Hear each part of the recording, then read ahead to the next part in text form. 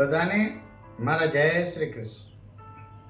શ્રી કૃષ્ણ 5000 વર્ષ પહેલા જેનું આ પૃથ્વી પર પ્રાગટ્ય થયું, આજે પણ ભગવાન તરીકે પૂજાય છે. શા માટે? કૃષ્ણનું ચરિત્ર જ કંઈક એવું હતું. જીવનનો કોઈ પણ મુદ્દો લો, એને અલગ અલગ એંગલથી જુઓ તો અલગ અલગ પ્રકારના અભિપ્રાયો લઈ શકો. આટલું સુંદર વૈવિધ્યપૂર્ણ જીવન એટલે શ્રી કૃષ્ણ. કૃષ્ણને મહાભારતના સમયના મૂલ્યોમાં આપણે મૂલવીએ. એ કૃષ્ણ જે વાંસળી વગાડે છે, એ કૃષ્ણ જે ગાયો ચરાવે છે, અને એ જ કૃષ્ણ વિશ્વનું સૌથી મોટો યુદ્ધ, મહાભારતનું યુદ્ધ, એની નિર્ણાયક ભૂમિકા ભજવે છે. તમે જુઓ, હથિયાર ઉપાડા વિના અવળા મોટા યુદ્ધને પરિણામ તરફી લઈ જવું એ કોઈ ખાવાની વાત નથી.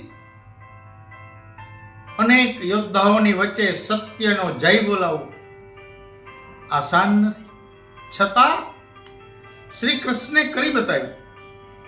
એ જે વ્યૂહ રચના, કૃષ્ણ ભગવાનનું જ્યાં બોલવાનું છે ત્યાં બોલવું, અને જ્યાં મૂંગું રહેવાનું છે ત્યાં મૂંગું રહેવાનું. મહાભારતની અંદર એ જે બે વસ્તુ શ્રી કૃષ્ણે બતાવી છે, મેનેજમેન્ટનો એક ભાગ છે.